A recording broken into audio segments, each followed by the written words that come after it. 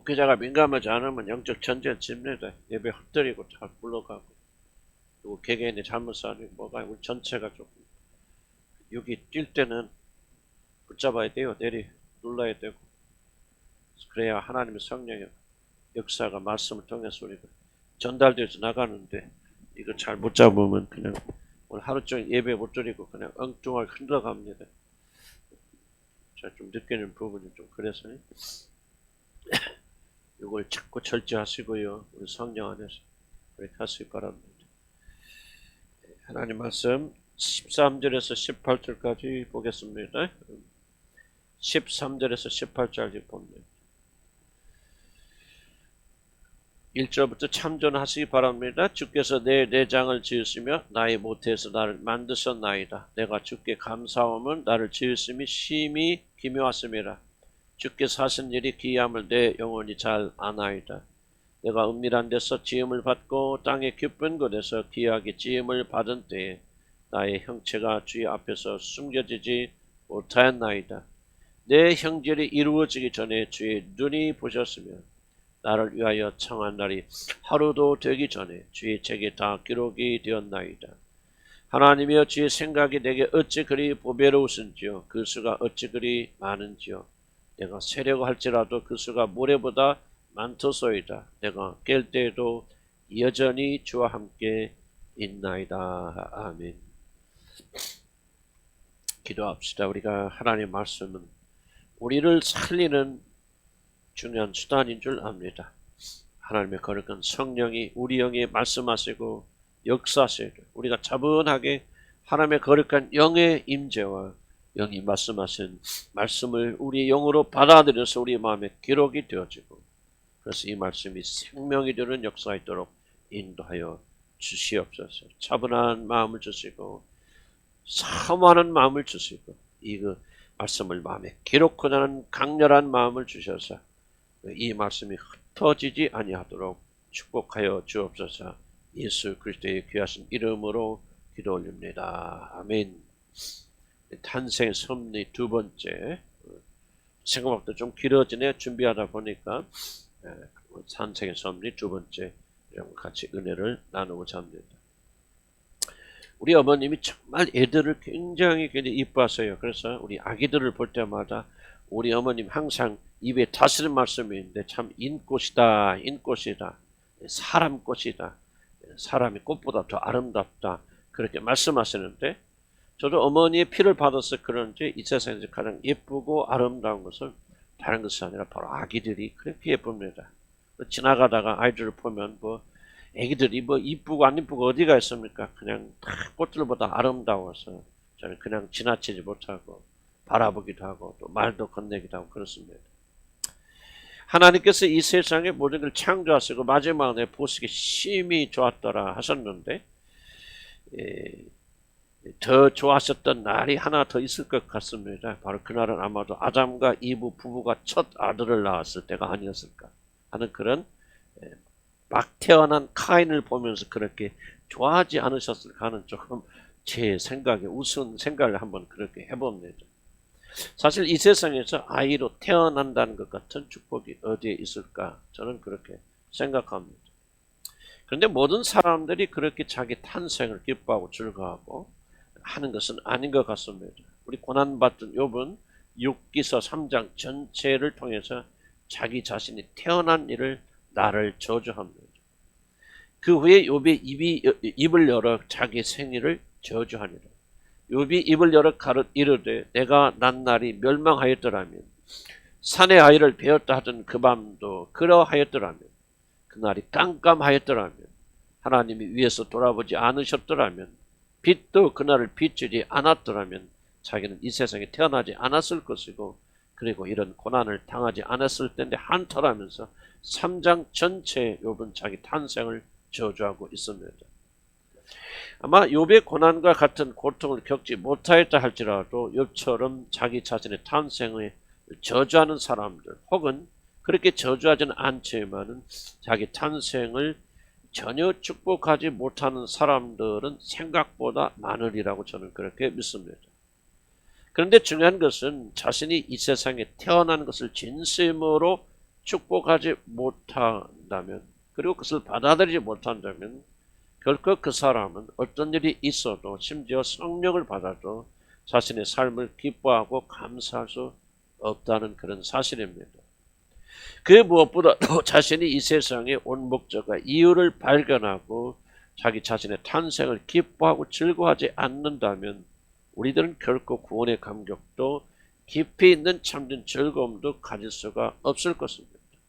같은 구원을 받아도 성령께서 똑같은 성령을 부어줘서 기쁨을 부어주지만은, 어떤 이들은 정말 기뻐하고 즐거워하지만은 자기 탄생을 전혀 감격하지 못하고 기뻐하지 않는 사람들은 똑같은 성령을 받아도 구원의 감격을 가질 수가 없습니다.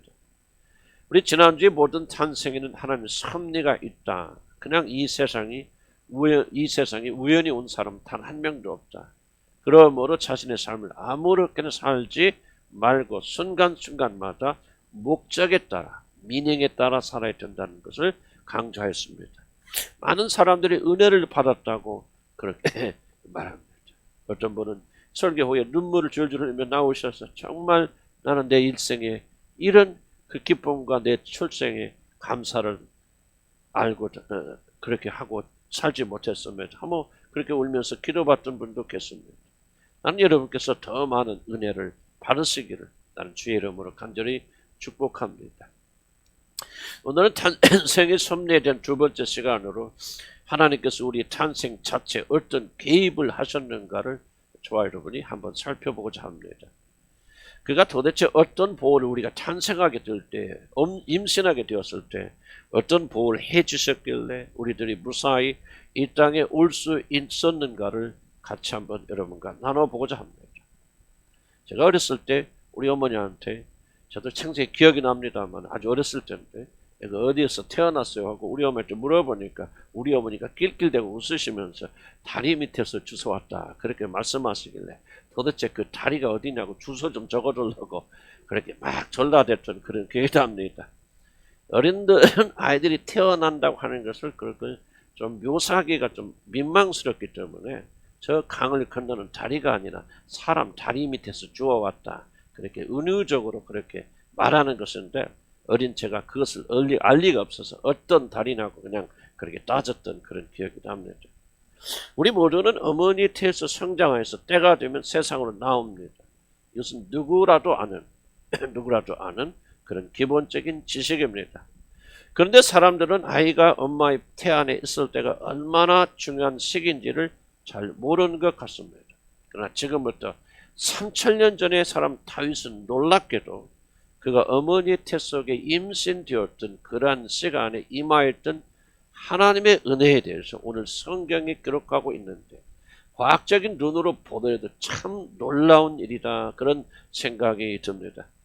그런데 다윗이 기록한 시편 139편을 이해하는 것은 그렇게 쉽지 않습니다. 왜냐하면 1절에서 12절까지 다윗이 고백하는 것은 옴니프레센스라고 그렇게 불리는 하나님의 편만하심, 하나님이 어디든지 계시고 하나님이 존재하지 않는 것이 없다고 하는 하나님의 편만하심을 찬양하는 찬양이 1절에서 12절까지 등장합니다. 그리고 13절부터 등장하는 자기 자신의 어머니 태 속에 있었던 시기에 일어난 일에 대한 언급은 도무지 사고적으로 이 두 가지 사상이 잘 연결되지 않습니다. 온 우주 공간에 하나님께서 임재하지 않으시는 그 어떤 것도 결코 존재하지 않는다는 사실을 찬양하는 그 엄청난 우주력 스케일이 갑자기 변화해서 한 여인의 자궁 속을 묘사하는 것은 얼핏 보기에는 전혀 연결이 되지 않고, 왜 이거 이렇게 된 거야? 그냥 하나님의 우주에 어디도 계시고 어디도 계신다고 그렇게 찬양하는 것이 갑자기 어머니 뱃속으로 들어오니까 이 시편 139편을 하나의 통일된 시로 이해하는 것이 그렇게 쉽지가 않습니다. 저도 하나님께서 어디든지 계신다는 이 고백과 자신이 태아로서 어머니 뱃속에 있던 바로 그 시간과 어떻게 연결되나, 저는 처음에는 이 둘을 이 139편을 이해하기 위해서 여러 가지 머리를 굴려보았지만은 이렇게 연결시키는데 많은 그런 어려움이 있었습니다. 그런데 나중에 저는 이 시를 탄생의 섭리라고 하는 차원에서 보면 완전한 조화를 이루고 있다는 사실을 저는 발견하였습니다. 다윗이 말하고자 하는 것은 이것같이 저에게 보입니다.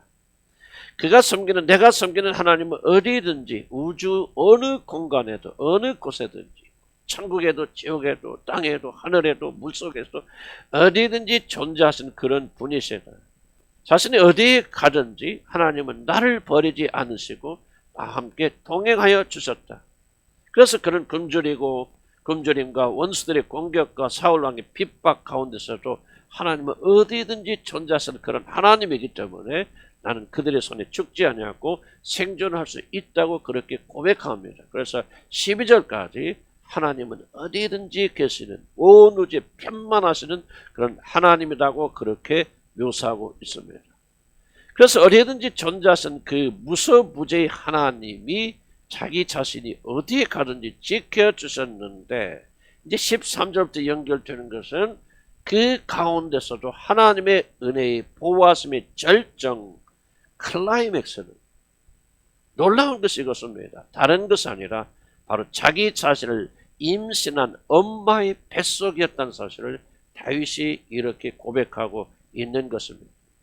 12절에서 흑암이 숨기지 못하며 밤이 낮과 같이 비추나니 주에게는 흑암과 빛이 같음이니이다. 이것은 다른 것이 아니라 바로 자신이 임신되었을 때 그때 자신의 어머니 태를 묘사하는 묘사입니다. 15절에 보면 다윗은 내가 은밀한 곳에서 지음을 받고 땅의 깊은 곳에서 지음을 받을 때라고 말하는데 이것은 땅이 아니고 역시 어머니 태 속을 상징하는 단어들입니다.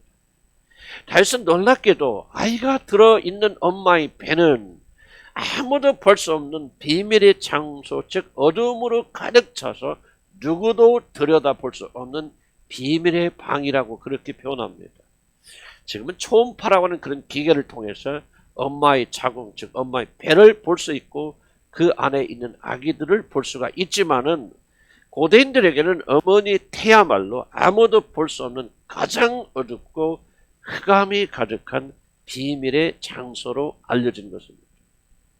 하나님은 그 어느 곳에도 존재하시는 그런 분이시기 때문에 그 누구도 들여다볼 수조차 없는 그런 어둠의 장소까지 임재하셔서 형체도 제대로 갖추지 못한 자신을 보셨고 그 어둠 가운데서 자신을 지으셨다는 놀라운 고백을 지금 다윗이 하나님께 찬양드리고 감사드리고 있는 것이 이것이 바로 시편 139편의 중심적인 내용입니다.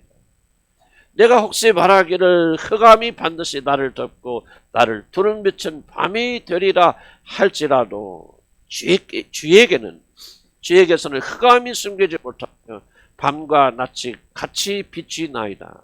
주에게는 흑암과 빛이 같음이니이다.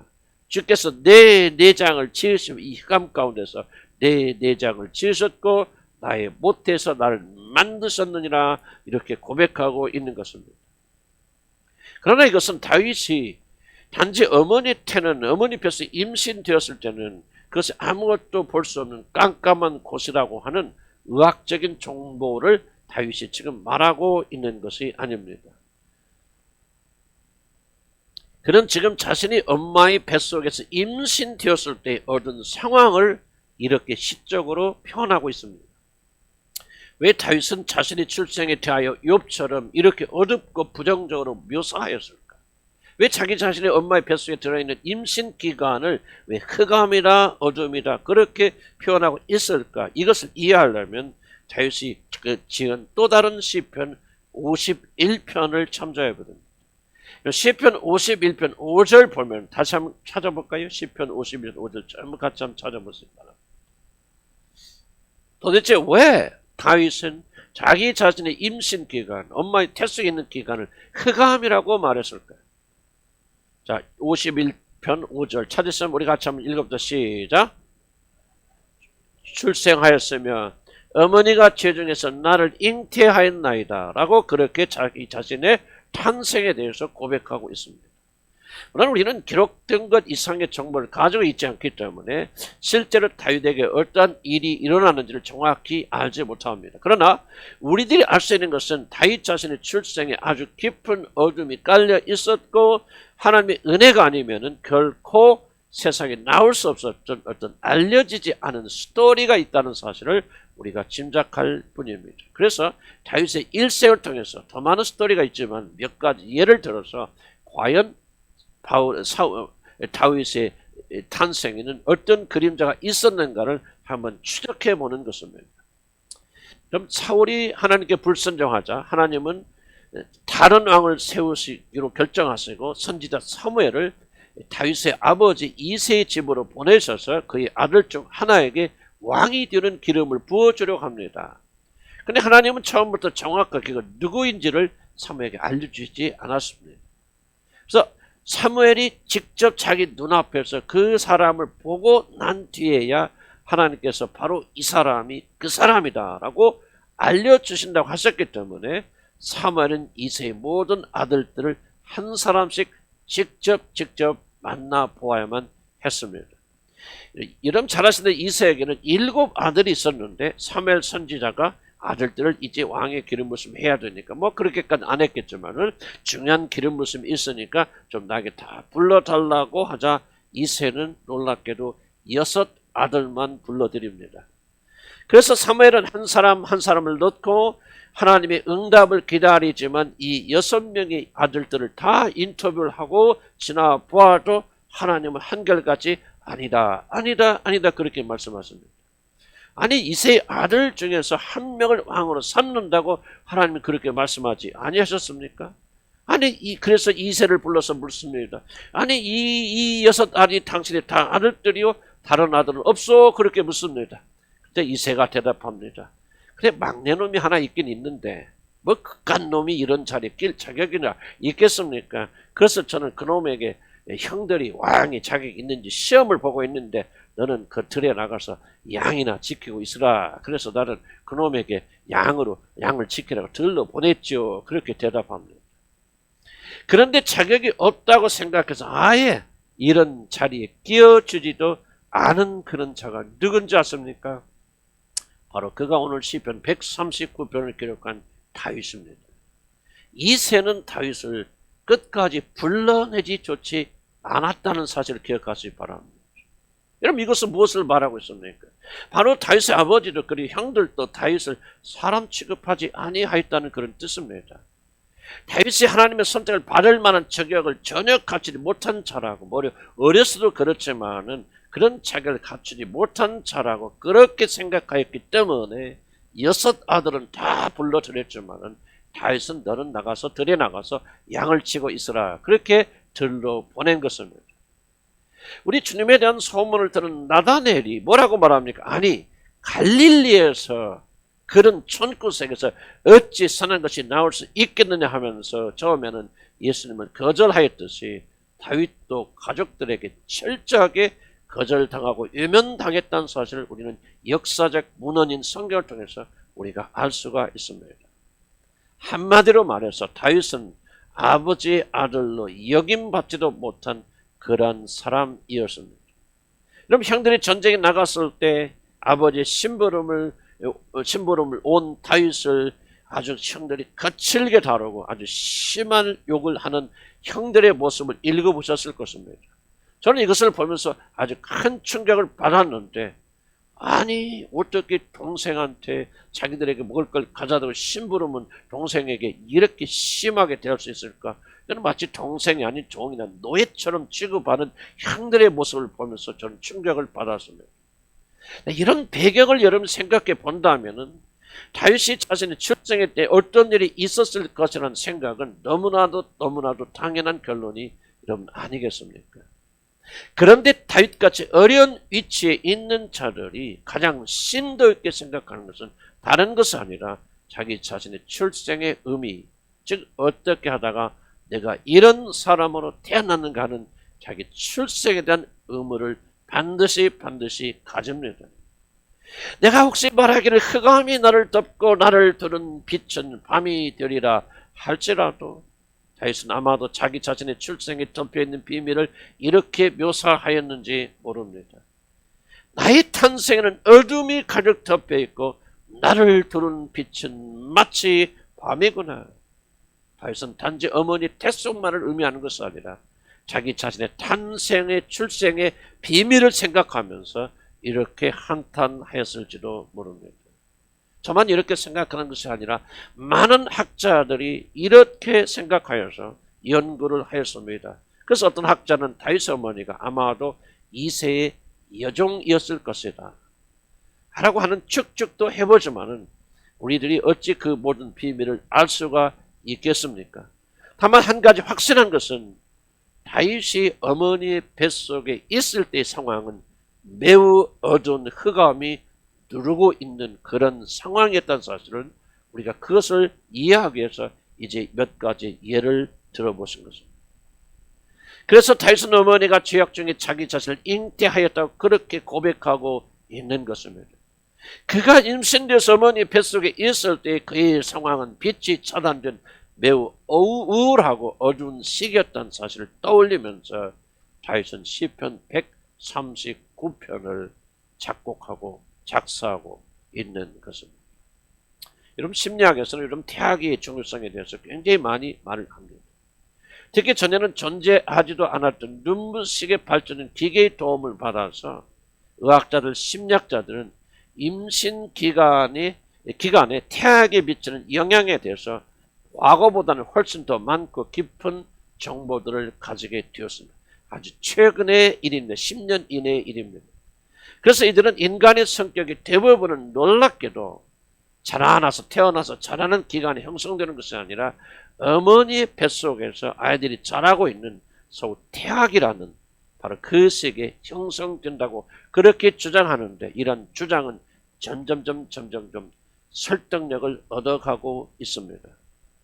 물론 어린이 뒤에서는 무슨 일이 일어난지 기억조차 못하지만 어머니 뱃속에 있을 때에 태아들에게 만약 충격적인 일이 일어난다면 그 충격은 그 아이에게 본능처럼 새겨져서 아이가 자라 어른이 되어도 그 아이는 엄마 뱃속에서 형성된 생존 패턴에 따라서 그렇게 행동하게 되고 그것은 오랫동안 그 사람을 따라다니면서 괴롭힌다고 심리학자들은 그렇게 말하고 있습니다.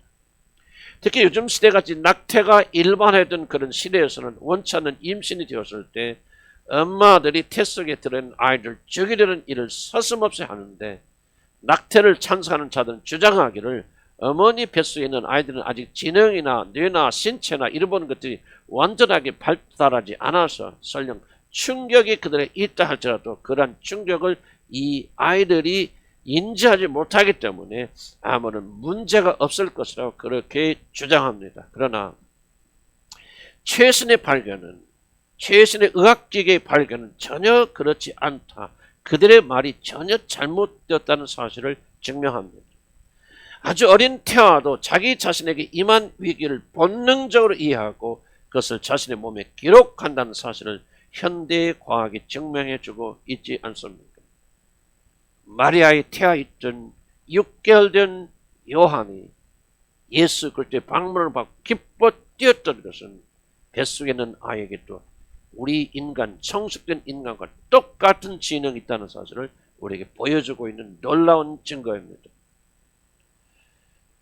아마도 여러분 가운데 적지 않은 분들은 언젠가 어머니 뱃속에 있는 태아가 자기 자신을 흡입하여서 정절하게 해서 흡입하여 죽이려는 기구를 피하여서 도망가는 모습을 촬영한 것을 여러분 보셨을 것입니다. 정말 충격적이지 않습니까? 아무것도 모른다고 여겼던 태아들이 이런 생존 본능을 가지고 있다는 것은 정말 모든 자들의 등골을 오싹하게 만드는 발견이 아닐 수가 없습니다. 그런데 우리들 가운데도 적지 않은 자들은 여러분이 엄마의 뱃속에 있을 때 그와 비슷한 일을 경험하였다고 우리가 치유를 하면서 많은 분들이 그렇게 고백을 하였습니다. 여러분을 떼어나기 위해서 약을 먹은 어머니들도 있었고 여러분을 죽이기 위해서 배를 심하게 때렸던 어머니들도 있었을 것이고 그리고 언덕에서 구른 일도 있었다고 여러분이 고백하였습니다. 꼭 그러한 일은 아니더라도 여러분 자신이 임신됐던 사실을 발견하고 그 태아 있는 여러분을 저주하고 한탄하고 절망하고 어떠다가 내가 이런 신사가 되었고 이 아기를 임신하였지 하며 한숨과 후회와 분노와 모든 악한 생각을 하는 가운데 여러분이 축복받지 못하고 그렇게 이 세상에 오신 분들이 사실 적지 않을 것입니다. 다윗이 지금 고백하고 있는 것처럼 흑암이 나를 덮고 나를 두른 빛이 사라져 밤이 되었던 그런 날들이 있었을 것입니다. 다윗은 자기 삶을 바라보면서 그 어머니가 죄중에 자기를 임신하고 자기 신분에 대해서 되돌아보면서 아 그렇구나 내가 어머니 뱃속에 있던 바른 그런 때가 흑암이 나를 덮고 나를 두른 빛이 사라져 밤이 되었던 그런 날이었구나 이렇게 시적으로 지금 여기 표현하고 있는 것입니다. 그래서 지금도 인생의 가장 중요한 태아기 때 입은 상처와 두려움과 절망과 공포 때문에 적지 않은 사람들이 좌절하기도 하고 우울하기도 하고 때로는 원인을 알 수 없는 분노와 폭력으로 괴로움을 많은 사람들이 당하고 있다고 하는 것은 결코 우리들이 부인할 수 없는 그런 사실입니다. 그래서 나의 모든 실패는 과거 때문이고 나를 기른 엄마 아빠 때문이라 특히 어머니 뱃속에 있을 때 당한 그 어려움 때문이라고 우리는 그렇게 생각하며 한탄하고 있을지도 모릅니다. 그래서 어떤 이들은 삶의 깊은 수렁에서 헤어나고 있지 못하거나 우리들이 마땅히 기뻐하고 즐거워해야 하는 만큼 자신의 삶에 감사하지 못하고 자기 인생을 기뻐하고 살지 못하는 자들이 너무나도 많이 있습니다. 어쨌든 이렇게 사는 것은 저주받은 삶입니다. 그리스도인들이 그렇게 오랫동안 머물러서는 안 되는 깊은 수렁이 있다면 바로 태아기 때 받은 상처 때문에 우리가 이런 원인을 알 수 없는 그런 상황 속에서 원망과 불평과 두려움과 우울에 시달리는 것입니다. 우리 모두는 어느 정도 어떤 면에서는 이런 깊은 수렁에서 빠져나오기 위해서 나름대로 노력한다는 사실을 우리가 부인할 수가 없습니다. 그래서 치유도 받고 그래서 여러 가지 심리적 방법도 사용해 보면서 우리는 태아기 때 입은 상처를 해소하기 위해서 많은 노력들을 한 것도 사실입니다. 그러나 사랑하는 성도 여러분, 나는 주님의 이름으로 간절히 부탁합니다. 여러분들이 그런 상황에서 벗어나기 위해서 수많은 방법을 다 써보더라도 세계에서 가장 유명한 심리학자와 대화하면서 치료를 받는다 할지라도 여러분의 탄생에 하나님의 섭리가 있었다는 것을 깊이 깨닫고 하나님이 나와 그 어둠의 시간에 함께 하셨다는 것을 믿고 감사하기 전에는 그 어떤 방법도 결코 여러분을 사망의 음침한 골짜기에서 풀어주지 못할 것입니다. 그 어둠의 장소, 나를 죽이려고 했던 살인의 장소, 나를 향한 증오와 분노와 좌절과 절망이 임하였던 바로 그 흑암의 장소에 우리 하나님께서 함께 하셨다는 사실을 다윗처럼 고백하고 하나님께 감사드리며 그 어두운 흑암에서도 자신과 동행하여 주신 하나님을 높이며 찬양하게 될 때 비로소 우리들의 모든 상처는 물러갈 것입니다. 바로 죽음의 장소에서 저와 여러분은 반드시 부활을 체험하게 되리라 믿습니다. 죄에게는 흑암이 숨기지 못하시면 낮과 같이 비추나이다. 죄에게는 흑암과 빛이 같음이니이다. 주께서 내 내장을 바로 그곳에서 지으셨고 나의 모태에서 나를 만드셨더라. 사랑하는 성도 여러분, 만약 현대 심리학의 관점에서 보면 다윗은 결코 왕이 될 수 없는 사람이고 하나님과 그런 아름다운 관계를 결코 가질 수 없는 실패자입니다. 그는 실패하여야만 했고 그는 매일매일 우울해서 우울증 약을 먹어야만 했고 그는 매일 좌절하고 분노하며 자기 삶을 허비하며 살아야만 했습니다. 그러나 그는 나중에 뭐라고 고백합니까? 여호와는 나의 목자시니 내게 부족함이 없도다. 그가 나를 푸른 초장으로 인도하셔서 배불리 먹게 하시니 쉴만한 물가에서 나를 쉬게 하스는도다. 금수저를 물고 태어난 사람의 고백이 아닙니다. 태어나는 순간부터 어머니 뱃속에부터 뭔가 저주와 흑암 속에 있던 자가 그 흑암 안에 하나님의 섭리가 있다는 사실을 믿고 하나님을 즐거워했던 결과로 그는 이런 놀라운 신앙을 고백할 수가 있었던 것입니다. 어떤 이들은 그래요. 하지만 그런 왕이 되어서 이제 호강하니 그런 배부른 시도 쓰겠죠. 그런 말을 할 수도 있겠습니다. 그러나 다윗 왕의 삶을 조금이라도 저와 여러분이 이해한다면 다윗이야말로 이 세상에서 살면서 가장 큰 고난과 가장 심한 고초를 많이 겪은 사람이라는 것을 어렵게 알지 않을 수가 없을 것입니다. 우리가 받는 고난과 고초는 다윗의 근처에 가지도 못합니다. 그가 지은 시편 22편 2절에서 뭐라고 고백합니까? 우리 한번 찾아볼까? 시편 22편 2절 봅시다.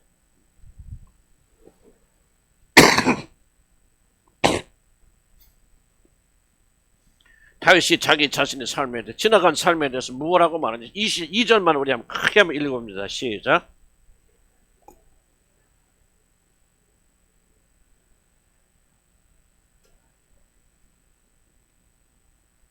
이 절이 아닌가 보네. 그래 밑에 보면은 나는 벌레요 사람이 아니라 몇 절입니까? 6절 하면 6절 읽으면 시작. 사람이 아니라 사람이 비방거리요 백성의 조롱거리다. 자기를 뭐라고 말할까? 나는 벌레라. 사람이 아니라 사람이 비방거리요 백성의 조롱거리다. 바로 이러한 자가 어떻게 자신의 출생의 비극을 극복하고 왕의 자리에 올라서 하나님을 경배하게 되었습니까? 다윗의 어머니 태숙의 깊은 흑암 안에 하나님의 임재가 있었다고 하는 것을 그는 믿고 발견했기 때문입니다.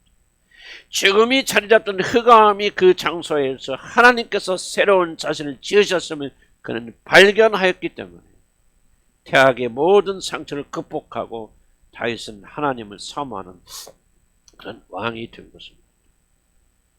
그 깊은 어둠에서 여호와여 당신이 나를 조성하였나이다.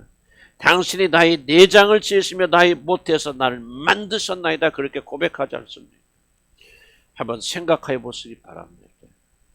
태 속에 있는 여러분을 죽이기 위해서 약을 먹었을 때 여러분을 지우기 위해서 여러분의 어머니가 이름 모를 약을 입에 털어 넣었을 때 여러분을 이 지상에서 완전히 말살시키기 위해서 언덕에서 굴러서 배가 터져서 어린아이가 죽게 하도록 그렇게 언덕을 굴러 내려올 때 누가 여러분을 붙들었고 그 동안 이야기 여러분에게 들어오지 못하도록 그 흑암의 장소에서 빛이란 전혀 비치지 않던 그 지옥에서 누가 여러분을 감싸 주었습니까?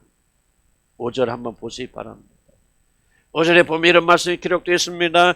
주께서 나의 앞뒤를 둘러싸시고 내게 안수하셨나이다. 그럼 이 뜻이 무엇이라고 생각하십니까? 이 어둠이 가득하고 흑암이 지배하며 여러분을 죽이려 하던 사단의 모든 공격과 여러분의 이름을 이 세상에서 지어버리라는 이 세상의 모든 어둠이 여러분을 덮었을 때에 꼭 여러분의 어머니 모태 속이 아니라 할지라도 그런 형편 속에 그런 위기를 당했을 때에 가장 안전하다고 여겨지는 어머니의 태 속에서 여러분과 가장 친밀하던 여러분의 어머니가 여러분을 배반하고 여러분을 죽여 없애기 위해서 부르고 약을 먹는 살인 행위를 저지를 때에 술을 먹고 여러분의 임신을 저주하며 욕하고 저주하며 여러분을 임신한 어머니를 폭행하고 그 배 안에 있는 아이를 없애려고 할 바로 그때에 여러분의 앞뒤를 둘러싸고 마치 안수하시듯이 여러분을 두르셔서 그 악한 것이 여러분에게 들어와 여러분을 멸망시키지 못하도록 여러분을 감싸신 분이 바로 가장 깊은 어둠의 장소에 내려오셔서 여러분과 함께 하신 온 우주의 창조자 그 하나님이 아니시겠습니까? 그래서 다윗은 이와 같이 고백하는 것입니다. 나를 지으심이 심히 기묘하십니다. 내가 어머니 뱃속에서 죽지 아니하고 이 세상에 왔다는 사실이 너무나도 놀란 일이고 감사한 일이라고 그렇게 그는 지금 고백하고 있는 것입니다. 꼭 낙태가 아니더라도 한 인간이 정상적으로 태어나서 이목구비를 갖추고 건강하게 태어난다는 것이 얼마나 어려운 일인지, 얼마나 현대 아이들이 태어날 때 이상한 것을 가지고 태어나게 되어지는지, 그런 것이 없이 그냥 제대로 태어나는 것 하나 자체가 얼마나 놀라운 축복인지를 우리는 생각할 수가 있는 것입니다. 죽게 사시는 일이 기이마 하는 일에 기함을 내 영혼이 하나이다, 그렇게 고백하지 않습니까? 그렇습니다. 우리의 육신은 이것을 알지 못해도 우리의 영혼은 이 모든 것을 압니다. 요한이 어머니 뱃속에 있을 때 우리 주님을 임신한 마리아가 자기 집에 오자 태어나지 않은 태아가 마리아의 뱃속에 있는 주님을 보면서 기뻐하고 즐거워하지 아니하였습니다. 내 영혼은 그 하나님께서 어떤 자비의 은혜를 내게 베푸셔서 나를 이곳까지 오게 하셨는지를 우리의 영혼은 정확하게 이해합니다. 그 어둠의 장소, 흑암의 장소, 사망의 장소, 어떻게 나를 지키시고 보호하셨고 나의 모든 장기 하나하나를 어떻게 만드셨는가를 여러분의 영혼은 정확히 알고 있습니다. 여러분의 영혼은 여러분이 어머니 뱃속에 있었던 그 어두운 시기, 흑암의 시기에 어떤 일이 일어났는지, 그리고 그보다 더 중요한 것은 그때 어떤 은혜가 임했는지, 어떤 기묘한 일이 일어나서 여러분을 보호하였는지를 우리 영혼은 잘 압니다. 사랑하는 성도 여러분, 여러분의 과거와 탄생에 대해서 사단이 속삭이는 말, 심리학에 속이는 거짓말에 귀를 기울이지 마시기를 바랍니다. 대신 여러분의 영혼이 여러분에게 전달하는 진리에 귀 기울이시기를 주의 이름으로 간절히 축복합니다. 여러분의 영은 시편 39편과 똑같은 고백을 여러분의 영혼은 할 것입니다. 주께서 나를 지으심이 심히 기묘하도다. 그 어둠에서 나에게 빛을 비추셨고 나와 동행하셨도다. 원수는 나를 이 세상에서 지어버리기 위하여 별의별 악하고 기묘한 일을 다 하였지만 나의 주 나의 하나님은 나의 피난처가 되셨도다. 내 영혼아 주를 찬양하라. 그의 인자심과 선하심이 영원하리로다. 사랑하는 성도들이여, 이 고백 위에 우리에게 무엇이 더 필요하겠습니까? 우리가 그냥 이 자리에 태어나서 앉아있는 것이 아니라 어머니의 뱃속에서 뱃속에 있을 때 그 어둠 속에서 하나님이 우리를 지키시고 보호하셨어요. 이 세상에 나오게 하셨다는 이 놀라운 섭리를 우리가 믿음으로 받아들인다면, 그때 받아든 많은 상처와 기억조차 하지 못하고 인지조차 하지 못하는 많은 상처와 어려움들은 이제 하나씩 둘씩 물러가게 될 줄로 믿습니다. 기도하십시오.